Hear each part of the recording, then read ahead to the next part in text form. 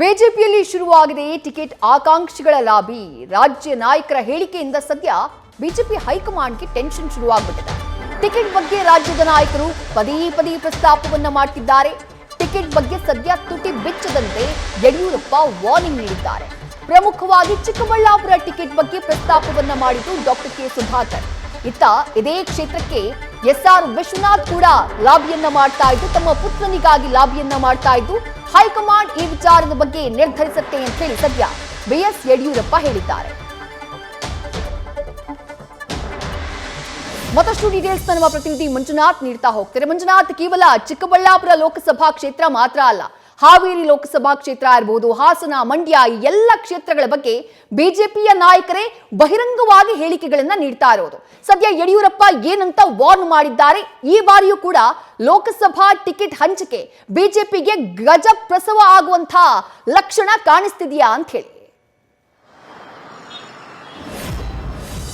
ವಿದ್ಯಾಶ್ರೀ, ಇನ್ನೇನು ಕೆಲವೇ ತಿಂಗಳಲ್ಲಿ ಏನು ಲೋಕಸಭಾ ಚುನಾವಣೆ ಬರುತ್ತೆ. ಆದ್ರೆ ಬಿಜೆಪಿಯಲ್ಲಿ ಈ ಬಾರಿ ಒಂದು ಲೋಕಸಭಾ ಒಂದು ಸ್ಥಾನಕ್ಕೆ ನಿಲ್ಲಬೇಕು ಮತ್ತೆ ಗೆಲ್ಲಬೇಕು ಅನ್ನೋ ಲೆಕ್ಕಾಚಾರದಲ್ಲಿ ಸಾಕಷ್ಟು ನಾಯಕರು ಒಂದಷ್ಟು ಪ್ಲಾನ್ಗಳನ್ನು ರೂಪಿಸಿಕೊಂಡಿರುವಂತದ್ದು. ಅದರಲ್ಲೂ ಕೂಡ ಕಳೆದ ಬಾರಿ ಒಂದು ಸಚಿವರಾಗಿರುವಂತಹ ಸುಧಾಕರ್ ಅವರು ಈ ಬಾರಿ ವಿಧಾನಸಭಾ ಚುನಾವಣೆಯಲ್ಲಿ ಸೋತಿದ್ರು.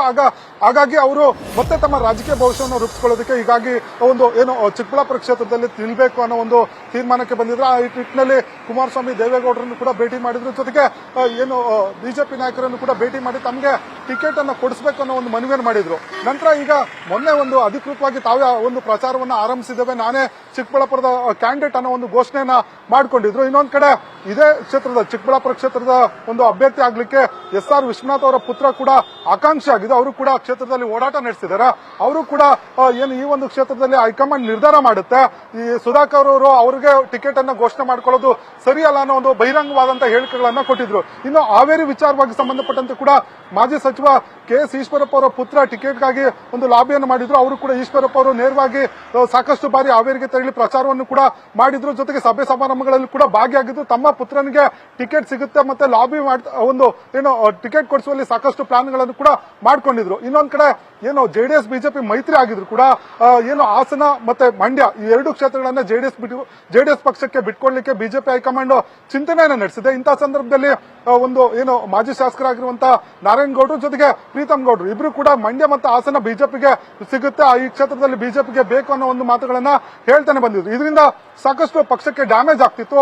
ಜೊತೆಗೆ ಮೈತ್ರಿ ಪಕ್ಷ ಜೆಡಿಎಸ್ಗೂ ಕೂಡ ಒಂದಷ್ಟು ಮುಜುಗರ ಆಗ್ತಿತ್ತು. ಈ ನಿಟ್ಟಿನಲ್ಲಿ ಎಲ್ಲದಕ್ಕೂ ಬ್ರೇಕ್ ಹಾಕೋ ನಿಟ್ಟಿನಲ್ಲಿ ಬಿಎಸ್ ಯಡಿಯೂರಪ್ಪ ಅವರು ಕೂಡ ಎಂಟ್ರಿ ಆಗಿರುವಂತದ್ದು. ನೇರವಾಗಿ ಎಲ್ಲ ಏನು ಸುಧಾಕರ್ ಆಗಿರ್ಬೋದು, ವಿಶ್ವನಾಥ್ ಜೊತೆಗೆ ಕೆಸಿ ನಾರಾಯಣಗೌಡ ಜೊತೆಗೆ ಏನು ಪ್ರೀತಮ್ ಗೌಡರಿಗೆ ನೇರವಾಗಿ ಒಂದು ಎಚ್ಚರಿಕೆ ಸಂದೇಶವನ್ನ ರವಾನೆ ಮಾಡಿದ್ರು. ಯಾರು ಕೂಡ ಬಹಿರಂಗವಾಗಿ ಹೇಳಿಕೆ ಕೊಡೋ ಆಗಿಲ್ಲ. ಯಾಕಂದ್ರೆ ಒಂದು ಬಿಜೆಪಿಯಲ್ಲಿ ಒಂದು ವ್ಯವಸ್ಥೆ ಇದೆ, ಟಿಕೆಟ್ ಯಾರಿಗೆ ಕೊಡಬೇಕು ಅನ್ನೋದ್ರ ಬಗ್ಗೆ ಬಿಜೆಪಿ ಹೈಕಮಾಂಡ್ ನಿರ್ಧಾರ ಮಾಡುತ್ತೆ. ತಾವು ಬಹಿರಂಗವಾಗಿ ಹೇಳಿಕೆಗಳನ್ನು ಕೊಟ್ಟರೆ ಅದು ಹೈಕಮಾಂಡ್ ಕೂಡ ನೋಡ್ತಾ ಇದೆ. ಹೀಗಾಗಿ ತಾವೆಲ್ಲರೂ ಯಾರು ಕೂಡ ಬಹಿರಂಗವಾಗಿ ಹೇಳಿಕೆ ಕೊಡಬಾರ್ದು ಅನ್ನೋ ಒಂದು ಖಡಕ್ ವಾರ್ನಿಂಗ್ ಅನ್ನ ಕೊಟ್ಟಿರುವಂತದ್ದು. ಆ ಮೂಲಕ ಏನು ಲೋಕಸಭಾ ಚುನಾವಣೆಗೆ ಬಹಿರಂಗವಾಗಿ ಟಿಕೆಟ್ಗಾಗಿ ಒಂದು ಒಂದು ರಂಪಾಟವನ್ನ ಮಾಡ್ತಿದ್ದ ನಾಯಕರಿಗೆ ಈಗ ಒಂದು ಎಚ್ಚರಿಕೆ ಸಂದೇಶ ಕೊಡುವ ಮೂಲಕ ಅವರ ಒಂದು ಬಾಯಿಗೆ ಬೀಗ ಹಾಕುವಂತ ಕೆಲಸವನ್ನ ಈಗ ಯಡಿಯೂರಪ್ಪ ಅವರು ಮಾಡಿರುವಂತದ್ದು. ವಿದ್ಯಾಶ್ರೀ, ಥ್ಯಾಂಕ್ ಯು ಮಂಜುನಾಥ್, ತಮ್ಮೆಲ್ಲ ಡೀಟೇಲ್ಸ್ಗೆ.